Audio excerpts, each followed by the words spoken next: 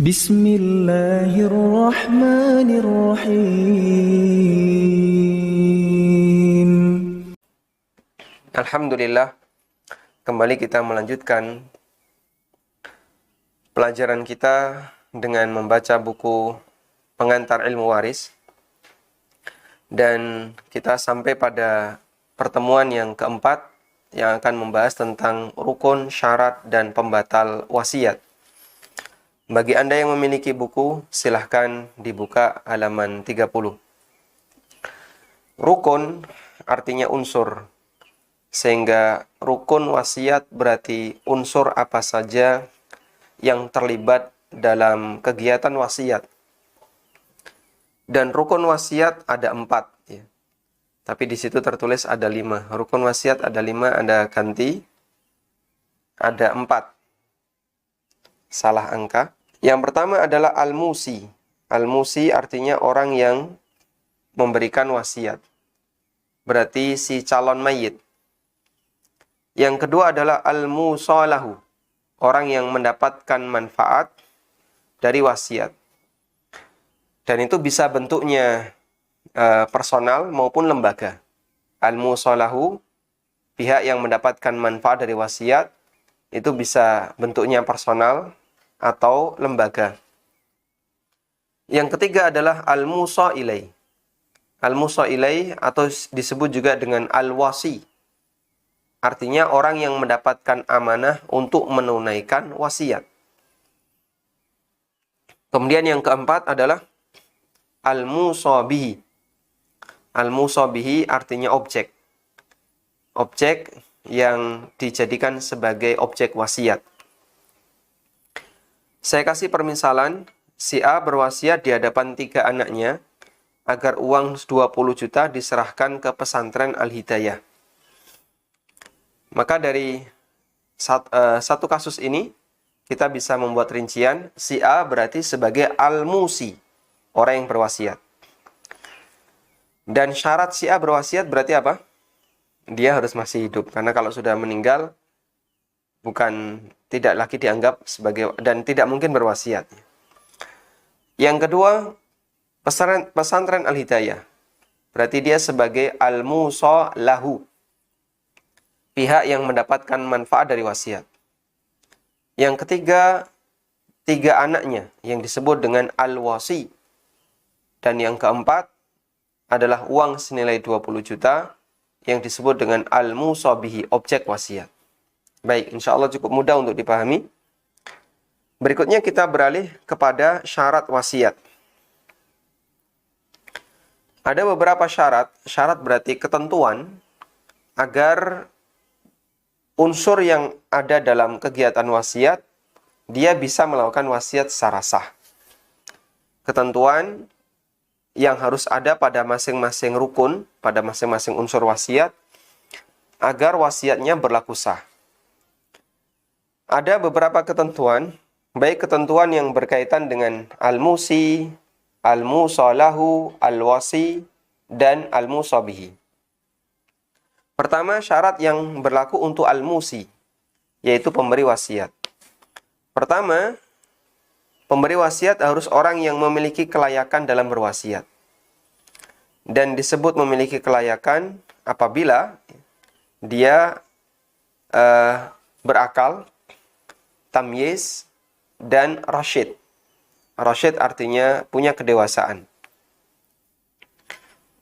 Disebutkan dalam Muwatta Imam Malik bahwa Umar menerima wasiat dari seorang gulam. Gulam artinya anak yang dia mendekati balik atau sudah balik. Anak di usia remaja. Dari Ghassan. Disebut dalam riwayat yang lain, usia gulam itu adalah 10 tahun. Jadi gulam itu di atasnya tifl. Kalau tifl, dia masih bayi atau masih anak-anak. Usia TK, SD ke bawah itu tifl. Kemudian di usia ketika anak-anak itu sudah atau mendekati balik disebut gulam. Yang kedua, pemberi wasiat adalah pemilik objek yang dia wasiatkan. Berwasiat dengan objek milik orang lain tidak berlaku. Yang ketiga, pemberi wasiat tidak memiliki utang yang menghabiskan seluruh hartanya. Jika dia memiliki utang yang menghabiskan seluruh hartanya, maka wasiatnya tidak berlaku karena pelunasan utang lebih didahulukan dibandingkan wasiat.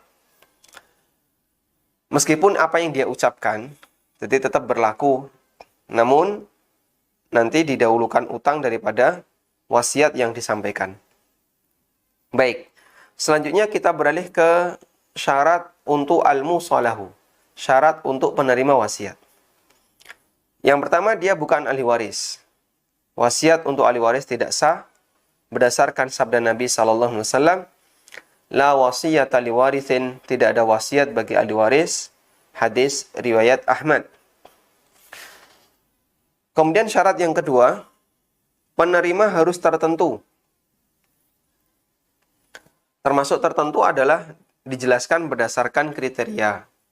Seperti orang miskin di kampung ini, atau misalnya masjid di kampung ini, atau yang semisalnya. Jika penerima tidak jelas tanpa kriteria, maka tidak sah sebagai penerima.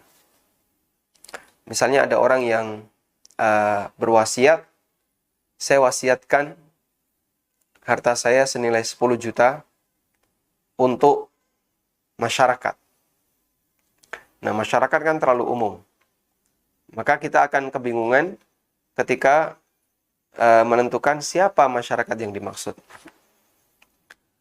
Karena itu harus ditambahkan kriteria, misalnya masyarakat di kampung A, masyarakat di kampung B. Atau masjid di kecamatan A, atau di padukuhan B, atau yang lainnya. Berikutnya, penerima wasiat bisa memiliki. Jika penerima wasiat tidak bisa memiliki, seperti orang yang sudah mati, maka wasiatnya tidak berlaku. Termasuk yang bisa memiliki adalah janin, karena dia hidup dan berhak memiliki. Namun jika janin ini mengalami keguguran atau lahir mati, maka wasiatnya batal. Sehingga ketika ada calon mayit, dia berwasiat, saya berwasiat untuk menyerahkan 10 juta dari harta saya setelah saya mati ke anaknya si A. Dan anaknya si A itu adalah bukan ahli waris. Yang saat itu anaknya si A masih berada di kandungan ibunya. Mungkin dia berutang budi kepada si A, dan dia belum bisa memberikan balasan kepada keluarganya si A. Akhirnya diakasikan ke anaknya si A. Hukumnya diperbolehkan. Yang keempat, penerima wasiat bukan pembunuh pemberi wasiat. Jika setelah pernyataan wasiat, lalu penerima wasiat membunuh pemberi wasiat, maka wasiatnya batal. Dan ini dikiaskan dengan warisan. Karena termasuk di antara penghalang terjadinya warisan adalah ahli waris membunuh si pemberi warisan. Kemudian yang kelima, penerima wasiat mau menerima objek wasiat. Jika penerima wasiat menolak setelah kematian, jika penerima wasiat menolak setelah kematian, bukan sebelum kematian ya, setelah kematian pemberi wasiat, maka harta dijadikan sebagai warisan. Dari sini kita bisa mendapatkan kaidah, wasiat yang gagal, harta kembali menjadi milik ahli waris. Wasiat yang gagal, harta kembali menjadi milik ahli waris. Si A berwasiat, saya akan serahkan uang 10 juta, saya berwasiat untuk menyerahkan uang 10 juta kepada si B jika saya mati. Dia sampaikan itu dalam kondisi sakit parah, dan dia merasa kayaknya sudah dekat dengan ajalnya. Lalu ternyata Allah kasih kesembuhan. Dia sehat, sembuh. Selang sekian bulan, si B kecelakaan, mati. Baik, di sini si A sudah pernah berwasiat. Dan wasiatnya ini tidak batal. Namun, ketika si B mati lebih dulu dibandingkan si A, maka 10 juta yang dulu mau diwasiatkan oleh si A, gagal menjadi milik si B. Selanjutnya dikembalikan kepada ahli waris, sehingga dia menjadi hak milik ahli waris. Baik. Kemudian yang ketiga, syarat terkait al-musabihi, objek wasiat. Yang pertama, objek wasiat harus benda yang memiliki manfaat yang mubah. Benda yang tidak memiliki manfaat mubah seperti berhala, alat musik, dan seterusnya tidak boleh dijadikan sebagai objek wasiat. Yang kedua, objek wasiat memungkinkan untuk dimiliki. Jika objeknya habis atau tidak bisa bertahan setelah kematian, maka setelah kematian pemberi wasiat, maka objek tidak boleh diwasiatkan, seperti makanan yang cepat basi. Ada orang sebelum meninggal atau menjelang wafatnya, dia mengatakan, ini nasi 1 piring, saya wasiatkan untuk panti asuhan X. Setelah ngomong seperti itu, tentu saja dia tidak langsung meninggal. Ya. Mungkin selang 5 hari, 6 hari baru dia mati. Ini nasi jadi apa? Basi. Terus gimana? Objek seperti ini tidak memungkinkan untuk diserah terimakan, tidak memungkinkan untuk dimiliki secara segera, karena itu tidak bisa dijadikan sebagai objek wasiat. Wallahu a'lam. Yang keempat, syarat terkait al-musa ilai, orang yang menerima amanah wasiat, yaitu al-wasi. Pertama, dia harus mukallaf. Di sini disyaratkan muslim, baligh, dan berakal. Berarti anak-anak tidak boleh. Kalau musi, anak-anak bisa, sehingga tidak disyaratkan harus baligh. Sebagaimana riwayat Al-Muwatta Imam Malik, bahwasanya Umar bin Khattab menerima wasiat dari seorang gulam yang berusia 10 tahun. Tapi kalau al-musa ilai, atau al-musa ilai, orang yang mendapatkan amanah wasiat, maka dia harus baligh. Yang kedua, dia memiliki kelayakan untuk menerima amanah wasiat, yang disebut dengan rasyid. Yang ketiga, orang baik, adil, dalam arti bukan tipe orang yang suka menipu atau khianat. Jika dia orang yang suka khianat, maka tidak berlaku untuk dijadikan sebagai pemberi amanah, dan nanti al-musi bisa menunjuk orang lain. Nah, aturan untuk al-wasi yang mendapatkan amanah, al-wasi tidak boleh melakukan tindakan yang melebihi dari pesan wasiat. Sehingga jika dia diberi wasiat untuk mengelola tanah wakaf mayit, maka dia tidak boleh mengelola harta mayit yang lain, karena ini bukan wewenangnya. Mayit hanya berwasiat, tolong tanah ini dikelola dengan baik, saya wakafkan untuk Masjid Al-Hidayah Kerajaan.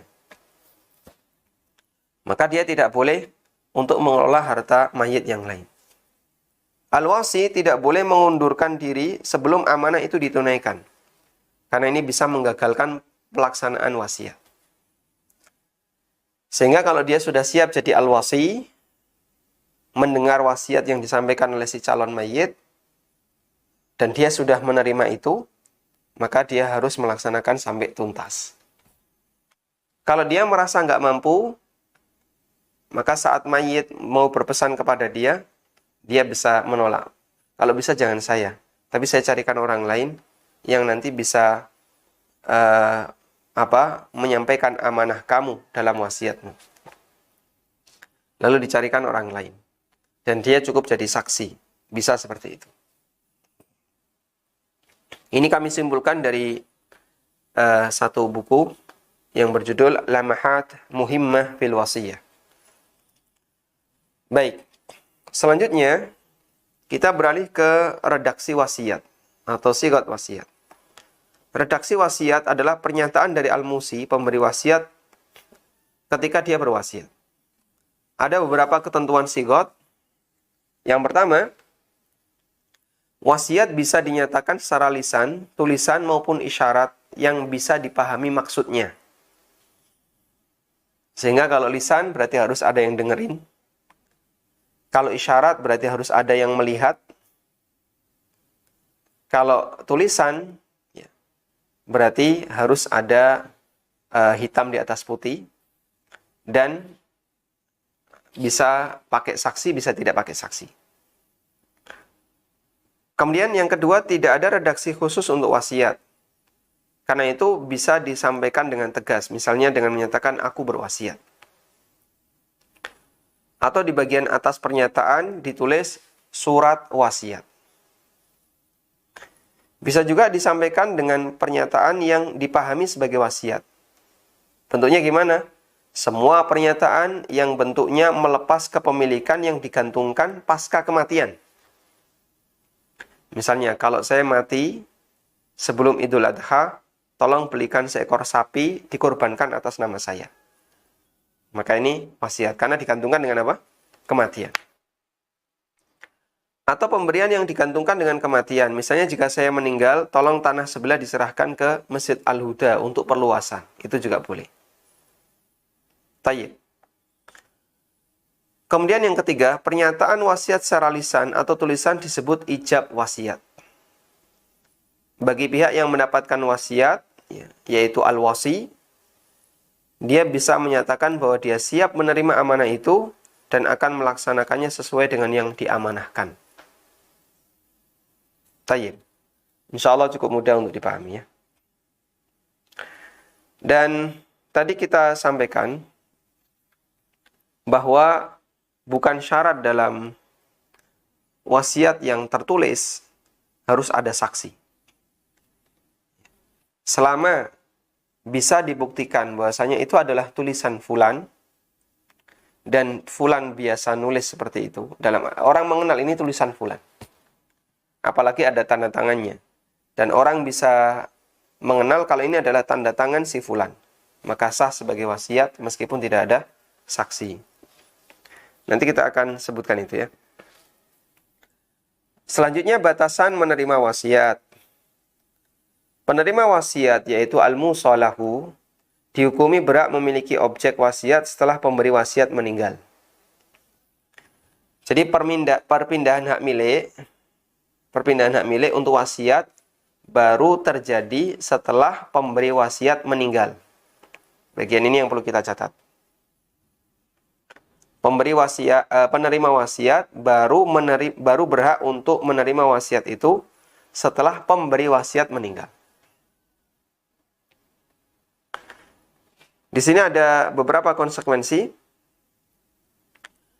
Penerima wasiat yaitu al-musalahu, orang yang mendapatkan manfaat ya, dari wasiat, tidak berwenang untuk menerima maupun menolak pernyataan wasiat sebelum meninggalnya pemberi wasiat. Yang kedua, pernyataan menerima atau menolak dari pihak penerima wasiat tidak harus dilakukan segera, sehingga boleh ada penundaan meskipun dalam jangka waktu yang lama.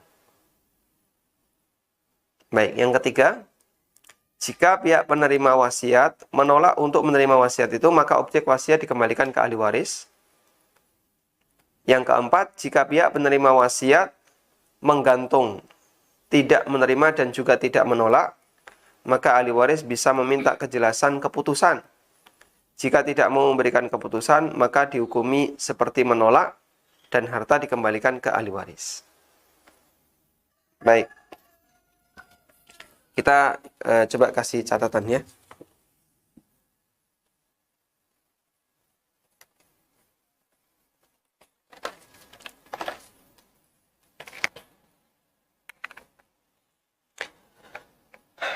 Mohon dibedakan antara ijab qabul wasiat,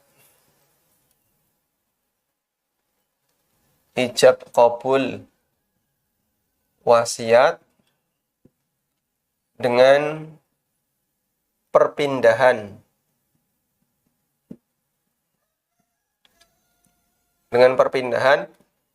hak milik objek wasiat.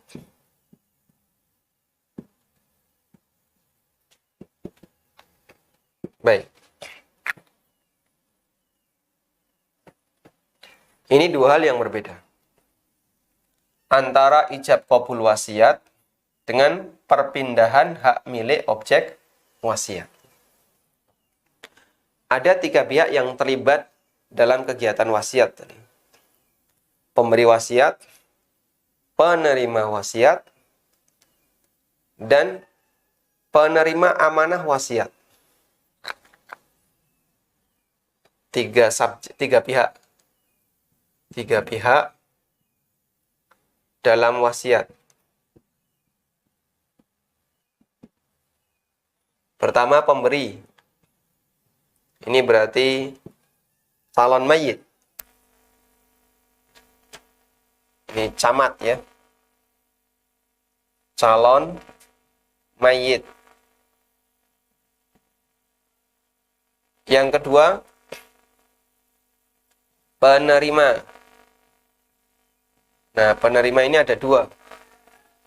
Pertama adalah penerima amanah. Yang kedua, penerima objek. Penerima objek. Penerima amanah ini individu. Kalau penerima objek bisa individu, bisa lembaga.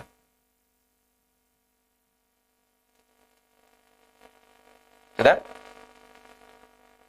Nah, ijab qabul itu terjadi antara siapa dengan siapa? Ijab qabul itu terjadi, ini namanya apa tadi? Al-musi. Baik. Penerima amanah wasiat namanya al-musa ilai. Al-musa ilai. Yang ini al-musa lahu. Musolah ya. Al-musa lahu. Anda tidak harus hafal istilah ini, tapi yang penting hafal. Tidak harus hafal, karena yang penting Anda paham posisi-posisinya. Baik, ijab qabul itu terjadi antara al-musi dengan al-musa ilai. Kita tidak punya ungkapan yang lebih ringkas dalam bahasa Indonesia. Apa namanya? Ya, berarti harus ditulis biar lebih ringkas ya. Musi dengan muso lah. Muso ilai, bukan musolah ya. Muso ilai. Sedangkan perpindahan hak milik objek wasiat, ya ini berarti dari al-musi ke muso lahu. Nah, al-musi ke musolah. Ini bukan versi, bukan transaksi. Baik. Nah, kalau ini berlaku sejak wasiat itu diucapkan. Begitu wasiat diucapkan, maka dia berlaku. Sedangkan perpindahan hak milik objek wasiat ini menggantung dengan kematian musi. Menggantung atau tergantung?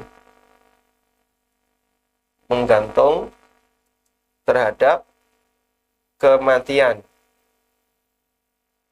musi, orang yang memberi wasiat.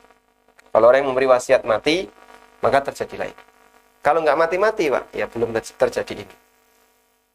Jika al-musolahu, penerima wasiat ini mati duluan sebelum al-musi, maka wasiatnya batal. Dan tadi kita sebutkan wasiat batal, wasiat yang batal, ini kaidah ya. Maka objek diserahkan ke ahli waris, sehingga jadi warisan. Diserahkan ke ahli waris itu artinya jadi objek warisan. Nanti dia dibagi berdasarkan ketentuan warisan. Nah, wasiat batal bisa bentuknya karena al-musolahu meninggal sebelum musi, atau al-musolahu menolak. atau al-musalahu, orang yang tidak berhak untuk memiliki. Misalnya apa tadi? Orang yang tidak berhak untuk memiliki. Dia tidak bisa memiliki karena terlalu kriterianya nggak jelas, terlalu umum. Saya wasiatkan untuk manusia. Nah, manusia siapa? Manusia kan banyak sekali. Baik. Di sini coba kita lihat contohnya.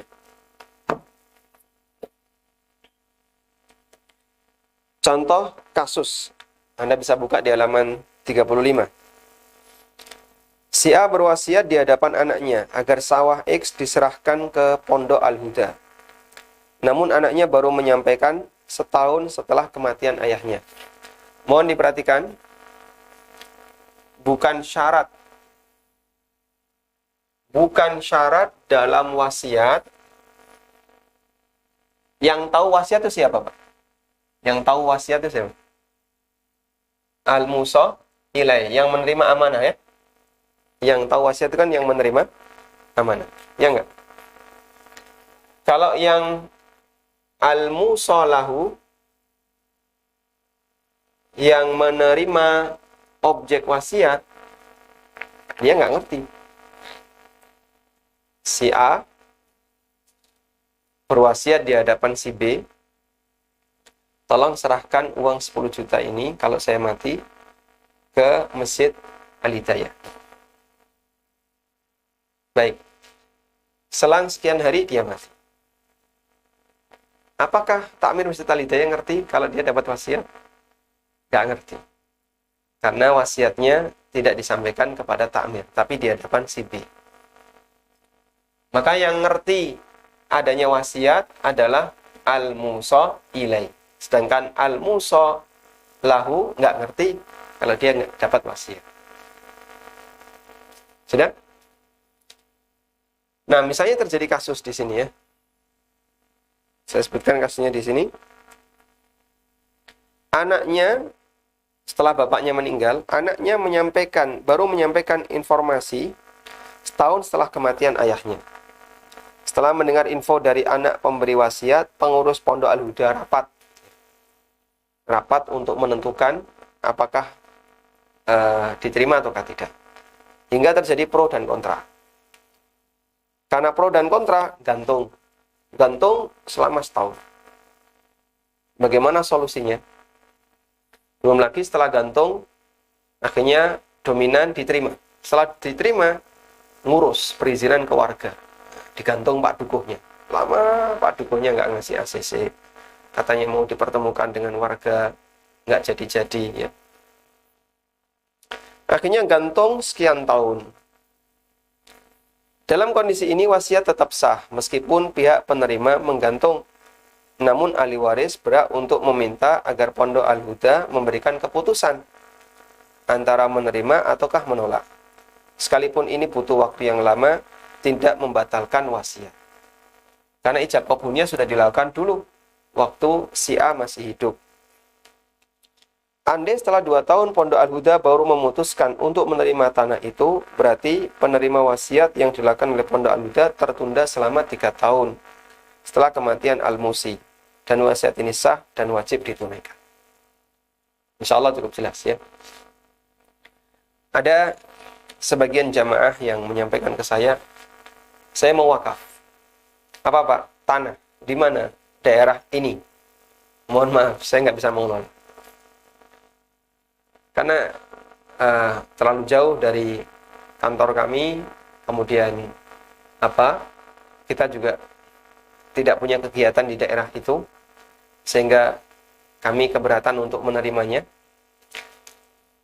Maka solusi yang bisa kami berikan adalah silahkan menghubungi yayasan yang lebih dekat dengan lokasi wakaf, yang bisa mengelola wakaf itu dengan baik. Yayasan tentu saja Yayasan Ahlus Sunnah. Walhamdulillah, dengan cara itu kita tidak terbebani dengan sesuatu yang memberatkan bagi pengurus yayasan untuk mengelola lahan yang sulit untuk dikelola. Tayyib. Maka tidak semua lahan kadang layak untuk dijadikan sebagai objek wakaf yang bisa dikelola untuk kegiatan masyarakat.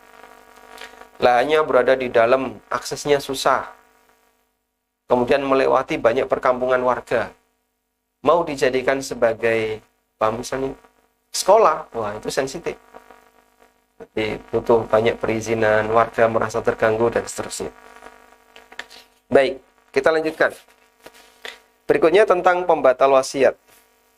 Ketika wasiat batal, maka tidak boleh ditunaikan dan objek wasiat dikembalikan ke ahli waris. Ada beberapa hal yang menyebabkan wasiat batal. Pertama, kematian penerima wasiat sebelum meninggalnya pemberi wasiat.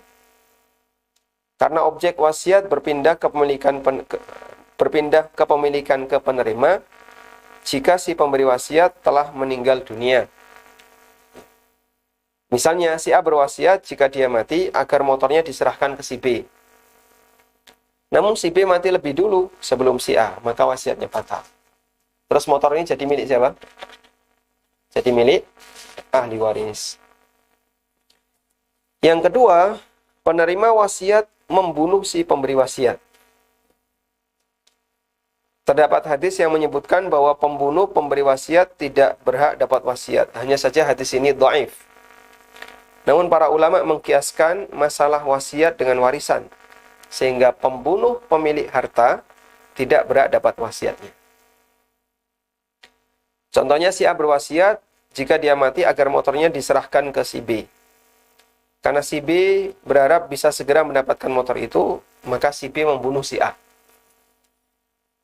Karena dia menjadi penyebab kematian si A, maka B gagal mendapatkan wasiat. Yang ketiga, hilangnya objek wasiat. Kembali ke contoh di atas, si A berwasiat jika dia mati agar motornya diserahkan ke si B. Qadarullah ternyata motornya hilang sebelum si A meninggal. Maka si A tidak perlu ganti dan wasiat dianggap batal. Insya Allah cukup jelas. Baik. Berikutnya adalah penerima mengalami kegilaan sebelum pemberi wasiat meninggal. Dan gilanya tidak sembuh hingga dia meninggal. Seperti contoh di atas, si A berwasiat jika dia mati agar motornya diserahkan ke si B. Karena corona, si B mengalami gila. Wallahu alam ya. Pokoknya karena COVID, si B gila. Sepekan setelah si B gila, si A meninggal. Maka motor gagal dimiliki oleh si B karena orang gila tidak bisa memiliki. Dalam hal ini tidak sebagaimana warisan. Kalau warisan orang gila bisa memiliki. Yang kelima, pemberi wasiat mengingkari. Ketika pemberi wasiat mengingkari wasiatnya setelah diucapkan, menunjukkan bahwa dia tidak ingin wasiat itu ditunaikan, sehingga status wasiatnya batal. Sebagai contoh, si A berwasiat agar dia mati, ketika dia mati, agar motornya diserahkan ke si B. Sebulan berikutnya, si A diminta untuk menuliskan wasiat, namun dia mengingkari dan tidak mau mengakui wasiat itu dengan alasan lupa. Maka kondisi ini wasiat si A batal. Kok bisa? Padahal dia sudah ucapkan. Jadi begini. Kita hapus.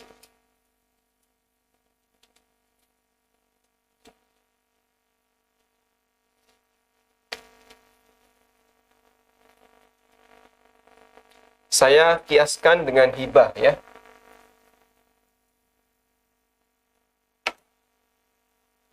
Kapan hibah itu mengikat?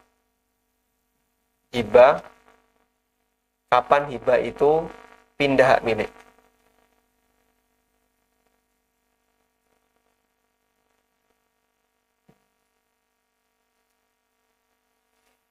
Ada dua kemungkinan.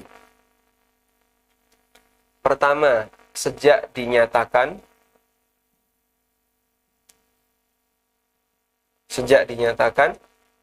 Yang kedua, sejak diserahkan.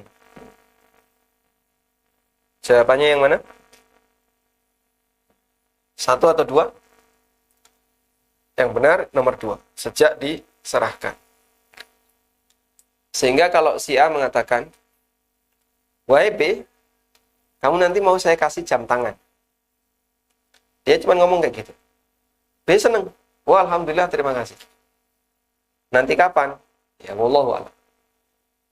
Ternyata setelah itu si A nggak ngasih. Apakah B berhak mendapatkan jam tangan itu? Jawabannya tidak. Menurut pendapat jumhur ulama, janji seperti ini tidak mengikat. Sehingga di posisi ini, hibah tidak pindah milik, dalam arti B belum memiliki jam tangan itu sampai si A menyerahkan benda jam tangan itu kepada si B. Sudah? Contoh yang lain, yang barangkali ini lebih mudah untuk dijadikan kasus ya. Si A mengatakan kepada si B, si A ini kaya sekali, mengatakan kepada si B, tahun depan kamu saya kasih 200 juta. Tahun depan kamu akan saya kasih 200 juta. Baik. Si B sendiri, dalam kasus ini kita akan arahkan ke masalah zakat ya.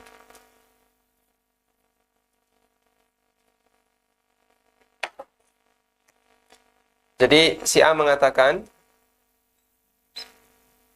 tahun depan dia akan menyerahkan kepada si B senilai 200 juta.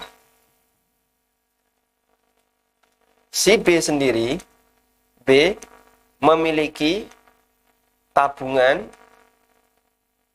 50 juta. Sudah? 50 juta ini kan belum nisab, Pak. Tapi kalau ditambahin 200, sudah nisab. Di atas, nisab jauh. Nah, ketika si B punya tabungan 50 juta, tahun depan, misalnya ini waktu diucapkan sekarang bulan apa? Rabiul Awal. Tahun depan berarti Rabiul Awal tahun berikutnya. Si A belum menyerahkan 200 juta itu. Sementara saldonya si B kurang lebih dia masih sama 50 juta. Pertanyaannya, apakah si B wajib bayar zakat? Jawabannya tidak wajib bayar zakat. Kenapa? Karena 200 juta itu belum diserahkan kepadanya. Sehingga uang 200 juta ini masih milik si A. Karena belum diserahkan. Wasiat atau hibah pindah milik itu sejak diserahkan. Sudah? Nah, jika si A mengingkari, saya nggak jadi ngasih. Jika si A mengingkari, nggak jadi ngasih. Boleh nggak kayak gini? Jawabannya boleh. Karena dalam hal ini belum lazim. Dan dalilnya adalah keterangan yang disampaikan oleh Abu Bakar As-Siddiq radhiyallahu anhu. Beliau pernah ngomong kepada Aisyah akan memberikan sekian wasak hartanya di kota Aliyah. Namun ternyata sampai mendekati kematiannya, Abu Bakar belum menyerahkan itu. Lalu Abu Bakar mengatakan kepada Aisyah, andaikan dulu kau menerimanya, maka harta itu jadi milikmu. Namun sekarang karena ini sudah mendekati kematian, sekarang menjadi harta warisan, karena itu bagilah sesuai dengan petunjuk Allah. Sehingga dalam kasus Abu Bakar dengan Aisyah menunjukkan bahwa sebatas aklamasi menyatakan saya akan kasih kamu pernyataan hibah, itu sama sekali belum mengikat hingga diserahkan. Dan kalaupun diingkari, maka B berarti gagal untuk bisa mendapatkan 200 juta. Artinya hibah itu batal. Nah, jika hibah yang itu hidup dengan hidup, pemberi hidup, penerima hidup, dan diserahkan ketika hidup, apalagi wasiat yang itu hidup dengan mati, dinyatakan ketika masih hidup dan diserah terimakan setelah mati, maka jika hibah bisa batal dengan pengingkaran si pemberi hibah sebelum diserahkan, maka wasiat min babil aula, maka wasiat ya lebih memungkinkan lagi untuk dibatalkan. Karena itu para ulama mengatakan, jika musi si pemberi wasiat membatalkan,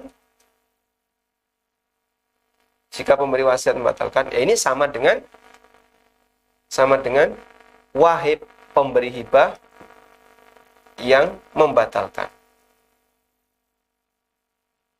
Yang membatalkan hibahnya. Sehingga nggak jadi diserahkan.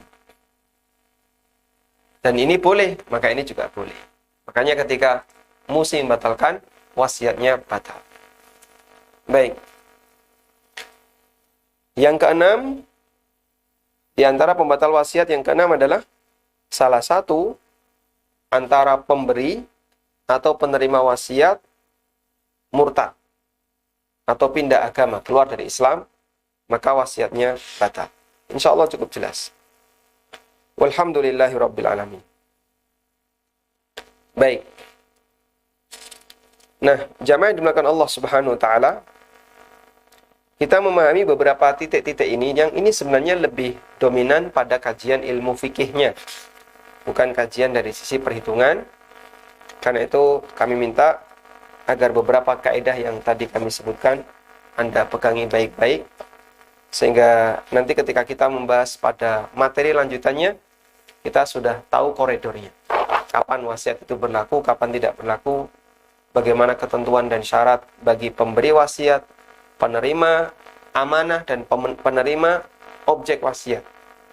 Kemudian bagaimana syarat-syaratnya. Insya Allah jika kita sudah memahami, cukup mudah untuk diterapkan dalam beberapa kasus berikutnya. Wallahu ta'ala alam.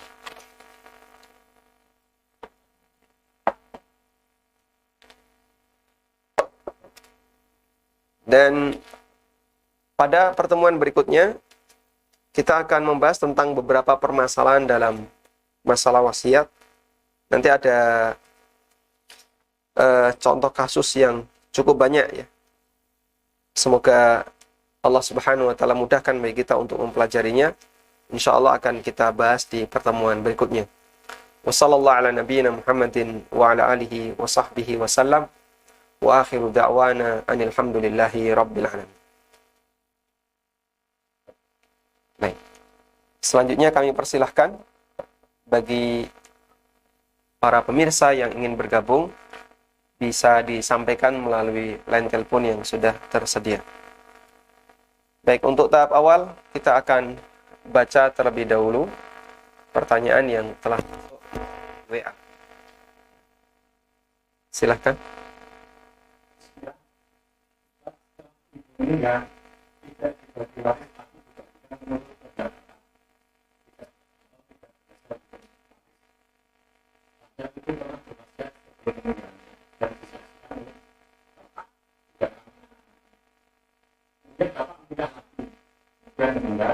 Dan tidak ada pembagian waris.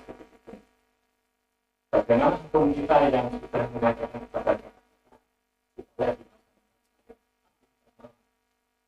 dan bagaimana menyelesaikannya harus dihitung dari Allah pada Allah. Wafiikum barakallah. Ketika ibu meninggal, kemudian bapak tidak membagi waris sesuai dengan ketentuan syariat. Dan itu salah satu di antara kesalahan besar, terlebih jika ada salah satu pihak yang merasa dizalimi. Meskipun mereka satu keluarga, namun kezaliman tetap kezaliman. Jangankan yang seperti ini. Nabi SAW melarang orang tua tidak adil dalam memberikan hibah. Mohon diperhatikan, tidak adil itu artinya kezaliman. Dan dalam kasus Nu'man bin Bashir, Nu'man putra Bashir, Bashir memberikan hibah kepada Nu'man, tapi dia nggak ngasih anak yang lain. Kemudian Nabi SAW bertanya, apakah kau punya anak selain Nu'man? Jawab Bashir, na'am, iya. Apakah kau juga memberikan hibah yang sama kepada anak-anakmu yang lain sebagaimana kau berikan kepada Nu'man? Jawab Bashir, tidak. Lalu Nabi SAW mengatakan, fa inni la ashhadu ala jawr, atau kama qala sallallahu alaihi wasallam. Aku tidak mau bersaksi untuk tindakan kezaliman. Subhanallah. Sehingga ini pemberian dari bapak kepada anak, dari orang tua ke anak. Itu ketika nggak adil, disebut tindakan kedzaliman. Ketika nggak adil disebut tindakan kedzaliman. Apalagi untuk pembagian wasiat atau pembagian warisan yang jelas itu sudah diatur oleh syariat. Diatur prosentasenya, nilainya. Anak sekian dapat berapa, suami dapat berapa. Maka Anda tidak punya wewenang untuk membagi yang tidak sejalan dengan syariat. Karena yang bagi dalam hal ini adalah Allah Subhanahu wa taala. Kemarin sudah kita sebutkan ada 3 harta di mana Allah sendiri yang bagi.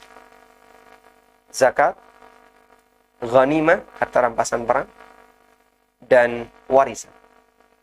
Sehingga Allah tidak kembalikan kepada ijtihad manusia. Silakan wahai kalian manusia beristihad sakarepmu, terserah kalian mau bagi pakai cara apa terserah, tidak. Namun Allah sendiri yang bagi. Kalau mayit meninggal, dia punya suami dapat berapa? Jika mayit punya anak, suami dapat sekian. Jika tidak punya anak, dapat sekian. Demikian pula ketika seorang lelaki meninggal, istri dapat berapa? Kalau punya anak, dapat sekian. Tidak punya anak, dapat sekian. Lalu, nanti saudara mayit. Kemudian juga, anak perempuan saja yang tidak punya saudara lelaki. Allah sendiri yang bagi. Dan itu didetailkan oleh Allah di surat An-Nisa. Di surat An-Nisa ada di 3 ayat ya. Ayat 11, 12. Karena 13 dan 14 berisi reward and punishment, pahala dan ancaman bagi mereka yang melaksanakan dan melanggar aturan. Dan di ayat yang terakhir dari surat An-Nisa. Tapi Masya Allah itu sangat lengkap sehingga bisa dipakai sebagai acuan dan menjadi buku para ulama yang cukup tebal dalam masalah warisan. Buku saya ini terhitung tipis untuk pembahasan seputar masalah ilmu waris. Masih ada buku-buku yang lain. Bukunya Imam Ibn Utsaimin juga cukup tebal. Sehingga jamaah, dalam masalah ini, jika memang orang itu tidak bisa membagi waris dengan baik, maka sebaiknya jangan memberanikan diri untuk melakukan itu. Karena dikhawatirkan ada bentuk kezaliman. Baik. Kemudian bagaimana jika bapak meninggal dunia, lalu kakak-kakak diminta untuk bagi waris, tapi ternyata tidak segera dilakukan pembagian warisan. Jika ada salah satu ahli waris yang berkeinginan untuk segera dibagikan warisannya, tapi ada sebagian yang menghalangi, maka itu kezaliman. Dan di buku saya sebutkan tentang itu ya. Ada pembahasan tentang menunda pembagian warisan di halaman 110. Insya Allah akan kita bahas itu. Wallahu a'lam. Silahkan.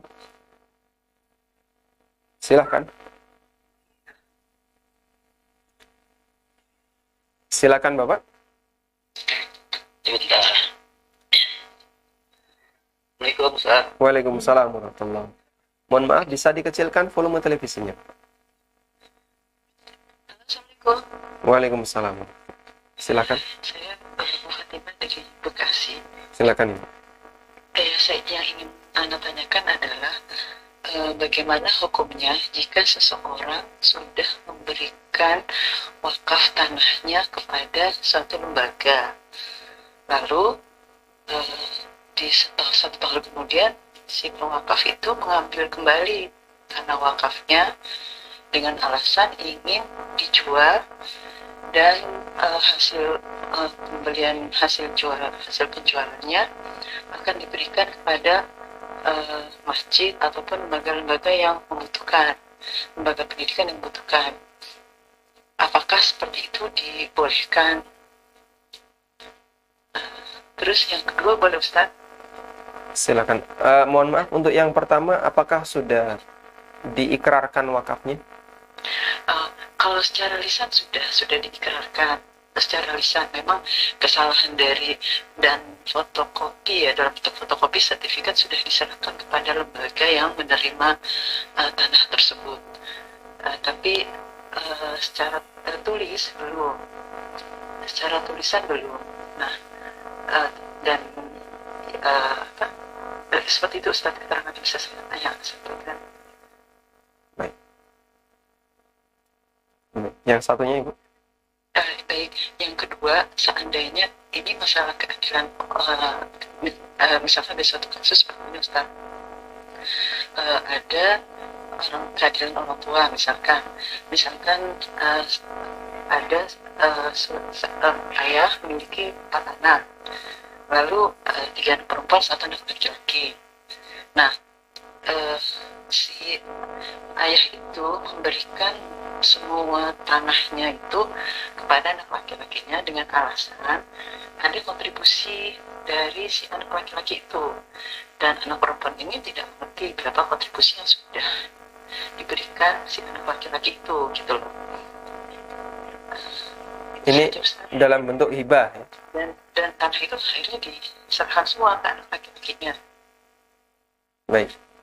Baik, itu saja Ustaz. Jazakallahu khairan atas jawabannya. Assalamualaikum. Waalaikumsalam warahmatullahi. Baik. Saya jawab untuk pertanyaan yang kedua. Dari apa yang tadi disampaikan sudah sangat jelas bahwa di situ ada unsur kezaliman, karena ketika sang ayah memberikan hibah, yang dikasih hanya 1 anak saja, yaitu anak laki-laki. Dan itu sudah dilarang oleh Nabi Sallallahu Alaihi Wasallam. Kalau orang beralasan ini kan harta saya, terserah saya. Betul, itu harta Anda, tapi bukan terserah Anda. Karena kepemilikan kita dibatasi oleh aturan. Boleh nggak ada orang punya duit terus dibakar? Ini duit saya, terserah saya. Betul, itu milik kamu, tapi bukan terserah kamu. Karena kita diikat dengan aturan, dibatasi dengan aturan. Sehingga bedakan antara kepemilikan dengan penggunaan. Anda memiliki, tapi ketika menggunakan ada batasan. Sehingga orang ketika dia memiliki harta, lalu dia gunakan harta itu untuk sesuatu yang terlarang, dia boleh untuk dilarang. Sebagaimana ketika dia memiliki harta, lalu harta itu dihibahkan kepada orang lain dengan cara yang salah, maka dia boleh disalahkan. Dan salah satu di antara bentuk hibah yang salah adalah orang tua menghibahkan harta hanya kepada sebagian anak, sementara anak yang lain nggak dikasih. Terus gimana dalam kasus seperti ini? Saudara-saudaranya berhak untuk nuntut. Jika ternyata tidak dikasih gimana? Ya, bapaknya zalim dan saudara yang menerima tadi juga zalim, karena dia tidak memberikan hak kepada saudaranya yang lain. Maka si anak laki-laki ini zalim jika dia tidak mau membagi kepada saudaranya yang perempuan. Baik. Dan tadi sudah kita sampaikan hadis dari Nu'man bin Bashir radhiyallahu anhuma, dua-duanya sahabat. Bashir sebagai ayah sahabat, Nu'man juga sahabat. Dua-duanya sahabat. Dan ketika Bashir memberikan hibah kepada Nu'man, sementara anak yang lain tidak dikasih, Nabi SAW tidak setuju. Dan beliau katakan, Inni la ashhadu ala jaurin. Aku tidak mau menjadi saksi terhadap tindakan kezaliman. Dalam riwayat yang lain, beliau mengatakan, Sawwi baina auladikum. Samakan di antara anak kalian. Dalam riwayat yang lain, Nabi SAW mengatakan, Ittaqullah wa'dilu baina auladikum. Bertakwalah kepada Allah dan bersikaplah adil terhadap anak-anak kalian. Itu semuanya menunjukkan bahwa hibah kepada sebagian anak dan anak yang lain nggak dikasih termasuk dosa besar. Karena disebut dengan tindakan kezaliman. Wallahu a'lam. Kemudian yang kedua, terkait masalah wakaf. Jika sudah dinyatakan secara aklamasi, apakah sudah pindah hak milik jika belum diserah terimakan? Jadi wakif sudah ngomong, saya wakafkan ini, tapi belum diserah terimakan. Sehingga belum dilakukan ikrar wakaf di depan KUA, belum terbit akta wakaf, dan seterusnya. Wallahu alam, saya belum memiliki jawaban tentang itu. Mohon maaf, dan saya butuh untuk mempelajarinya lebih lanjut. Semoga Allah Subhanahu wa Ta'ala memberikan kemudahan bagi saya untuk mempelajarinya. Wallahu ta'ala alam.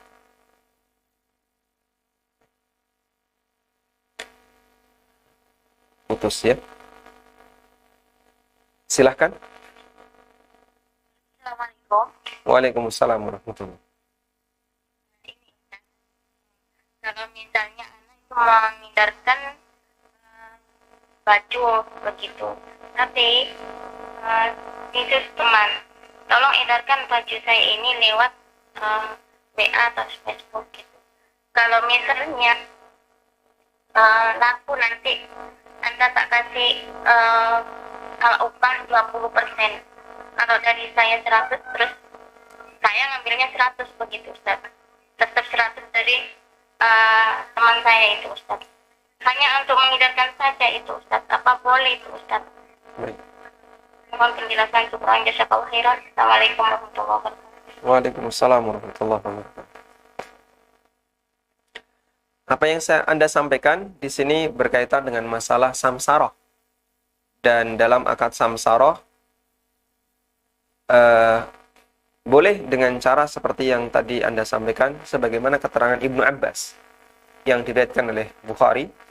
Ibnu Abbas mengatakan, la ba'sa ayyakula bi hadha thawba famazada ala kada wa kada fawalaka.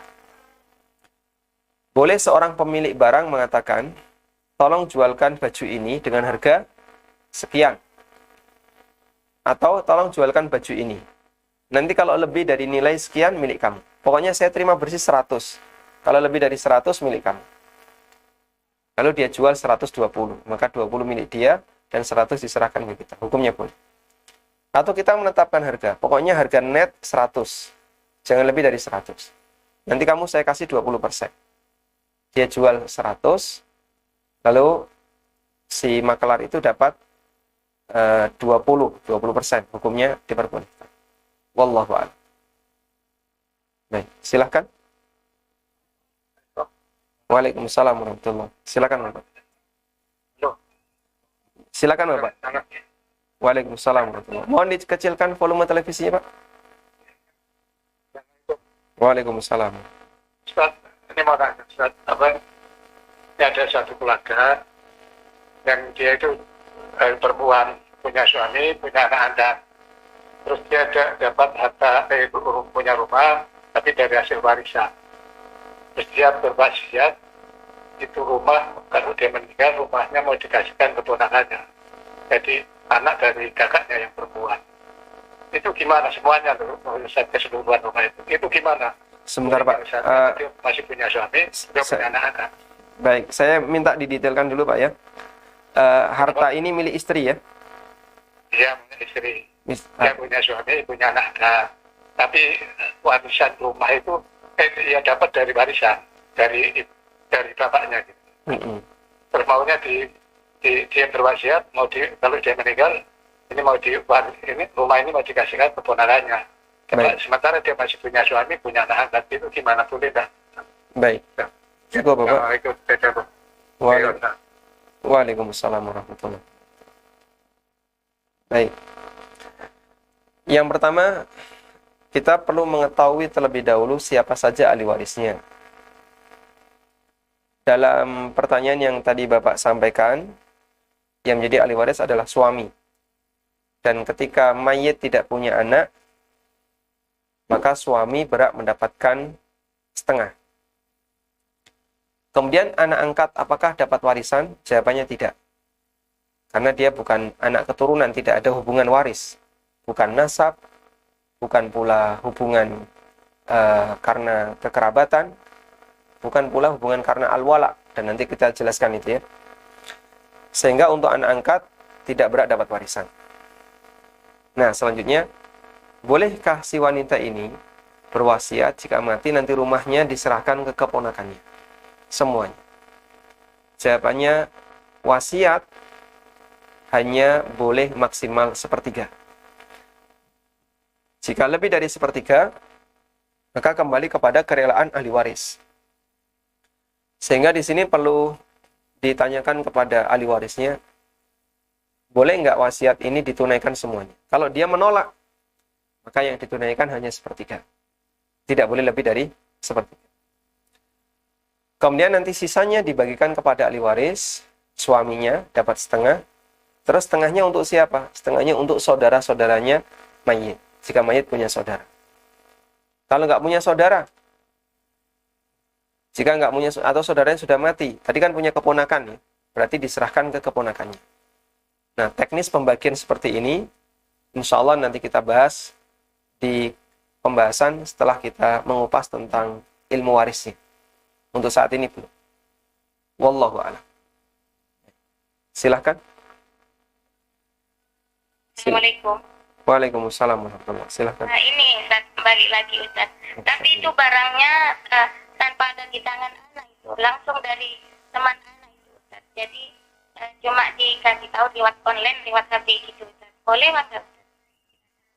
Assalamualaikum warahmatullahi wabarakatuh. Waalaikumsalam.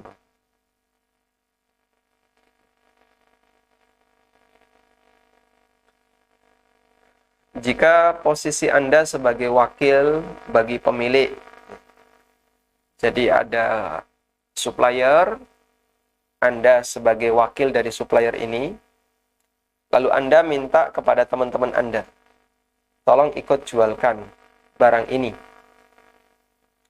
Apakah diperbolehkan?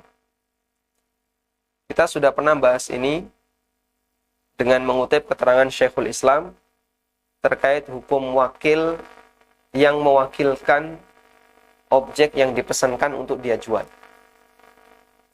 Dan pendapat yang lebih kuat, ada khilaf dalam masalah ini, pendapat yang lebih benar adalah hukumnya boleh. Sehingga mereka sedang melakukan syirka abdan. Syirka abdan itu berarti di posisi wakil pertama bekerja sama dengan timnya untuk bareng-bareng jual. Nanti jika ada untung dibagi bersama sesuai dengan porsi yang disepakati. Hukumnya diperbolehkan. Sehingga wallahu alam, dari kasus yang Anda tanyakan, selama Anda sah sebagai wakil dari supplier, maka Anda berhak untuk menjual barang itu, dan Anda juga boleh meminta bantuan kepada teman-teman untuk ikut menjualkan. Wallahu a'lam. Kita coba baca pertanyaan melalui WA.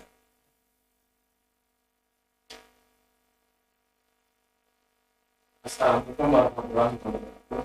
Waalaikumsalam warahmatullahi wabarakatuh. Saya mau tanya, pada waktu orang tua saya masih hidup semua, dia mengumpulkan anak-anak pulang dan ini bagaimana kalau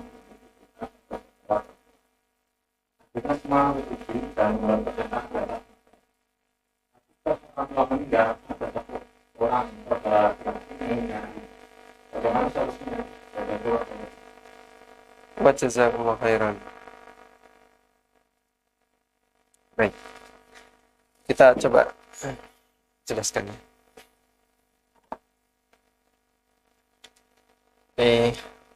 Pemberian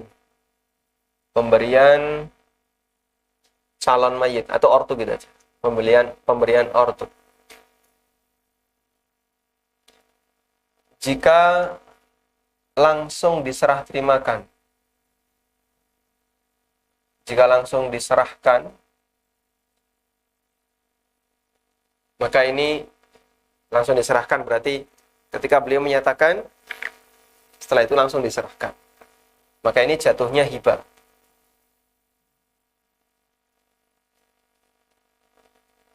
Yang kedua, jika menunggu mati,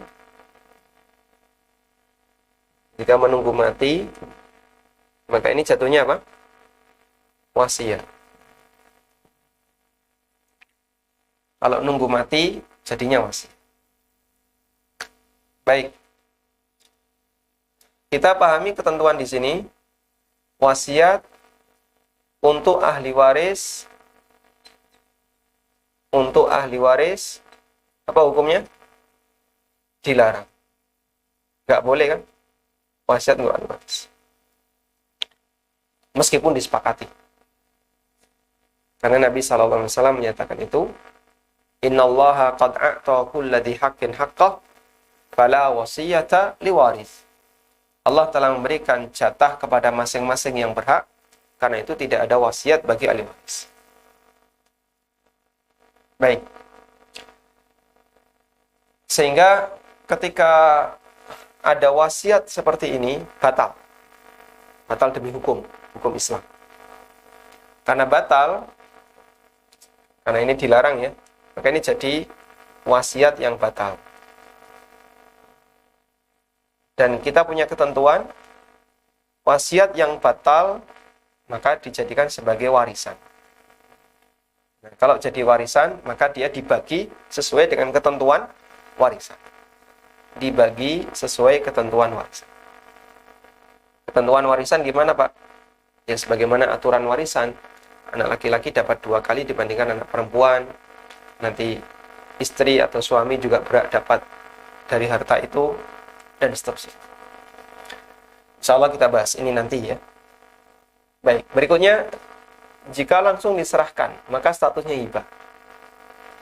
Nah, selanjutnya, hibah untuk sebagian anak. Hibah untuk sebagian anak. Boleh ataukah tidak? Tadi kita sebutkan termasuk dolim. Ini termasuk tindakan kedoliman. Artinya dilarang. Nah, jika ada kasus kedoliman, apakah boleh ditunaikan ataukah tidak? Kembali kepada kerelaan pihak yang didolimi. Anda bawa, atau Anda ada makanan di meja gitu. Itu Anda datang karena lapar, Anda makan. Pemiliknya datang. Duh, yang makan punya saya siapa? Kita ngacung. Pulau, saya. Nah, pemiliknya nesu, marah dia. Tak gantikan. Tidak, mau. Ya, kalau gitu saya minta maaf. Ya sudah, saya maafkan. Dimaafkan, Pak. Selesai masalah nggak? Ketika sudah dimaafkan, selesai masalah. Baik. Sehingga jika ada kedoliman, maka ini kembali kepada kerelaan pihak yang dizalimi. Makanya dalam kasus tadi, pembagian hibah untuk sebagian anak, tadi kan dinyatakan anak perempuan saja. Terus anak laki-lakinya gimana? Ada yang ridho, ada yang nggak ridho. Nah, yang nggak ridho berarti dia belum rela dan dia berhak untuk dapat bagiannya. Dan itu berlaku. Nah, kemarin waktu Bapak masih hidup, dia mau tanda tangan. Ada faktor seperti ini, yaitu faktor segan, nggak enak. Coba, kalau dia nggak setuju, kira-kira gimana?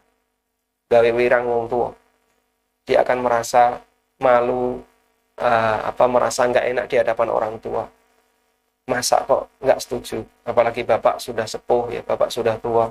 Nanti kalau saya bilang nggak setuju, jantungnya kumat, cepat mati. Akhirnya si anak, gimana lagi, nggak ada pilihan selain dia juga ikut tanda tangan, ikut setuju. Nah, ketika dia ikut setuju, di posisi dia terpaksa, maka ditunggu sampai dia meninggal, sampai orang tua meninggal dunia. Nah, ditanya ulang. Terbukti, begitu orang tua meninggal, ternyata dia nggak setuju. Berarti kemarin sebenarnya dia itu terpaksa. Nabi SAW bersabda, La yahillu malu mri'im muslimin illa bitibi min nafsihi. La yahillu malu mri'im muslimin illa bitibi nafsihi. Tidak halal seseorang mengambil harta orang lain kecuali dengan kerelaan hatinya. Sampai para ulama itu mengatakan, jika ada orang mengambil harta orang lain, A mengambil harta B, lalu B mengizinkan karena sungkan, karena segan, maka A tetap nggak boleh untuk mengambil. Contoh ya, contoh. Ini barangkali sering kita lupakan. Si A lapar, lalu dia beli makanan. Dibawalah ke kos-kosan, ke kontrakan. Terus dia buka makanan itu. Kemudian dia tawarkan ke teman-temannya, ayo mangga, ayo mari kita makan bareng. Teman-temannya pada ngerubung ya, pada datang makan bareng. Padahal sebenarnya si A ngomong kayak gitu apa? Basa-basi. Ya memang normalnya kalau orang bawa makanan, kalau nggak ngajak yang lain, Di masyarakat kita disebut apa? Ya, nggak cuman pelit, cetil, medit, pelit, bakhil. Makanya meskipun dia nggak ngajak yang lain, minimal menawarkan. Ayo mangga, silakan, mangga. Padahal itu sebenarnya basa-basi. Di tempat kita kan itu basa-basi. Karena biasanya kayak yang seperti ini, itu untuk makan pribadi dia, bukan ngajak yang lain. Sehingga kalau kita ditawari temannya, yang sedang makan atau dia dalam kondisi punya makanan yang enak, tapi dia nawari sambil basa-basi, terlarang bagi kita untuk ikut ngambil. Itu kan sudah ditawari. Penawaran ini basa-basi. Karena Nabi SAW mengatakan illa bi nafsi, kecuali dengan kerelaan jiwanya. Ini sebenarnya belum rela, tapi dia ngomong kayak gitu basa-basi. Karena masalah budaya. Ada orang misalnya ya, menghidangkan makanan. Ayo silakan ngambil sesukanya, terserah. Terus dia ngambil satu, ditaruh samping. Silakan ngambil sesukanya, terserah. Nah, kita ngelirik yang di samping itu. Sing enak guys, sing samping. Tapi kok ternyata disisihkan, ditaruh samping. Berarti boleh nggak kita ngambil yang disisihkan tadi? Nggak boleh. Meskipun dia ngomongnya, silakan ambil, monggo, terserah milih, silakan. Padahal aslinya apa? Dia itu nggak pingin yang bagian ini diambil. Makanya, kadang ada orang yang ngomong rela, tanda tangan, karena dia merasa sungkan, nggak enak. Dan itu nggak berlaku. Ada cerita yang disampaikan oleh salah satu lawyer. Lawyer ini mendampingi klien. Dan klien ini punya masalah. Gitu. Kemudian berhadapan dengan aparat. Aparatnya menyampaikan, Bapak kalau berani ngasih sekian, nanti kasus kita selesaikan. Akhirnya si klien ini menghubungi lawyernya. Dia aparat minta ngasih sekian. Apa kata lawyer? Jangan dikasih. Jangan dikasih. Wah, tapi nanti gini. Pokoknya jangan dikasih. Kemudian ketika mereka bertiga ketemu, terpaksa si klien ini karena dia ingin segera lepas masalah, dia ngasih ke aparat tadi. Apa bilangnya aparat? Ini ikhlas Pak ya. Ini ikhlas loh. Apa kata lawyer? Gini kok ikhlas? Kalau ikhlas bukan seperti ini caranya. Duh, tapi kan dia ngasih ikhlas. Subhanallah. Di mulut ikhlas. Secara zahir ikhlas. Tapi nggak mungkin dalam kondisi sedang berkasus kok ngasih hadiah ikhlas itu nggak mungkin. Mustahil. Nah itulah yang dimaksud. La yahillu malu mri'in muslimin illa bitibin nafsi. Tidak halal harta seorang muslim kecuali dengan kerelaan jiwa. Sehingga orang ini bisa jadi ngasih karena saya tidak ada pilihan lain, padahal dia ingin menuntut haknya. Dia ingin segera ini diselesaikan. Tapi mungkin aparatnya yang bandel dalam hal ini, berharap dapat sesuatu, akhirnya ditunggu dulu dikasih sesuatu, baru dia jalan. Subhanallah. Dan ini sogok yang haram bagi penerima. Meskipun dia sebut, ini kan ikhlas, saya tadi dikasih, dia ikhlas. Dia tanya, ikhlas Pak? Ya, ikhlas. Nah, masa ngomong nggak ikhlas? Dalam kondisi seperti ini, padahal dia ingin segera kasusnya diselesaikan. Makanya, kerelaan pihak yang didolimi, jika dia berkaitan dengan ada unsur segan, jika ada unsur segan, tunggu sampai yang disegani ya, dikasih nasi ya. Tunggu sampai yang disegani itu meninggal. Dulu, pada waktu Umar bin Khattab radhiyallahu anhu ditusuk. Kemudian beliau meminta kepada anaknya, tolong tanyakan kepada Aisyah, boleh nggak saya dimakamkan di samping Rasulullah SAW dan Abu Bakar? Lalu Aisyah menyanggupi, ya silahkan. Karena itu kan tanah makam itu di rumahnya Aisyah. Aisyah mempersilahkan. Kemudian disampaikan kepada Umar, Aisyah mengizinkan. Kemudian Umar pesan lagi kepada anaknya, tolong nanti kalau saya sudah mati, tanyakan ulang ke Aisyah. Barangkali dia saat ini ngasih jawaban karena saya masih hidup. Nggak enak sama Umar. Akhirnya setelah Umar meninggal, ditanyakan ulang. Dan Aisyah tetap mengizinkan. Maka berbeda antara izin ketika orangnya masih hidup dengan izin ketika orang yang sudah mati. Dan Anda bisa terapkan ini dalam beberapa kasus seputar masalah warisan. Sehingga kita tidak hanya melihat dari sisi zahir, termasuk pertimbangan batin juga diperhitungkan. Salah satunya adalah sisi enak dan tidak enak, nyaman dan tidak nyaman. Ada nggak sisi segan? Ketika ada, tolong itu dijadikan sebagai bahan pertimbangan. Baik, wallahu ta'ala alam. Demikian yang bisa kita sampaikan. Semoga bermanfaat. Wassallallahu ala nabiyyina Muhammadin wa ala alihi wa sahbihi wa sallam. Wa akhiru da'wana anilhamdulillahi rabbil alamin. Subhanakallahumma wa bihamdika.